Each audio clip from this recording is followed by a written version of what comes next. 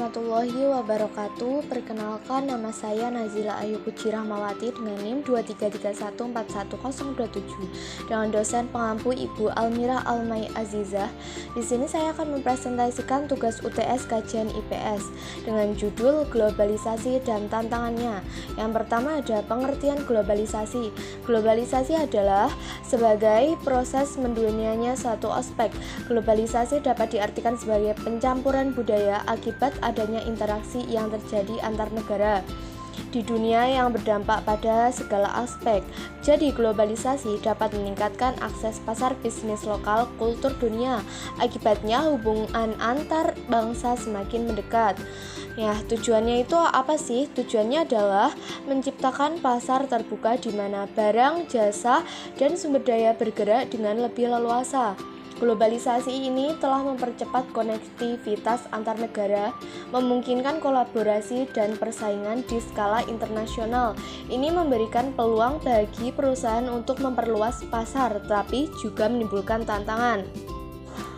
Nah, selanjutnya ada faktor-faktor pendorong globalisasi ekonomi.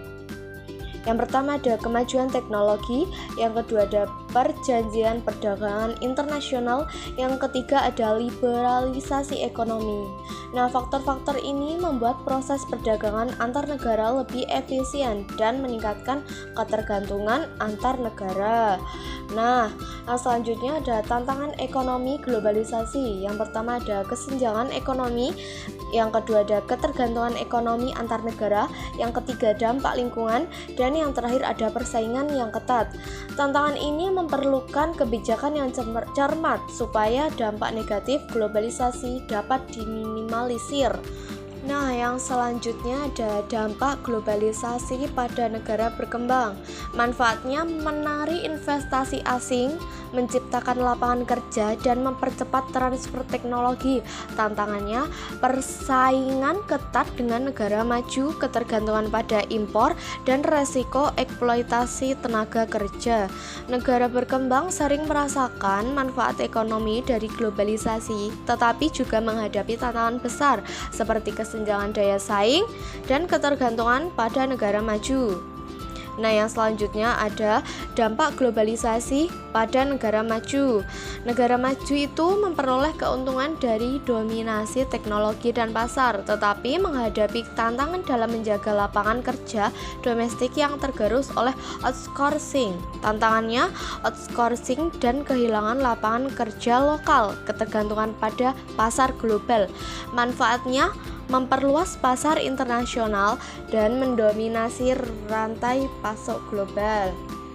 Nah, jadi kesimpulannya, globalisasi membawa pengaruh besar dalam perkembangan ekonomi dunia dengan memberikan peluang bagi pertumbuhan, ekspansi pasar, dan inovasi lintas batas. Namun, dampak ini juga datang dengan tantangan serius seperti ketergantungan ekonomi antar negara, peningkatan persaingan, dan ketidakadilan sosial yang bisa memperlebar kesenjangan.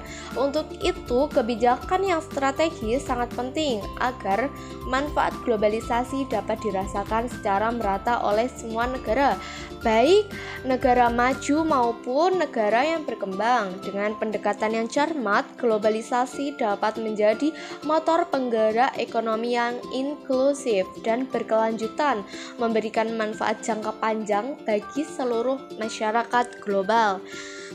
Sekian dari saya. Bila ada kurangnya mohon maaf. Terima kasih. Wassalamualaikum warahmatullahi wabarakatuh.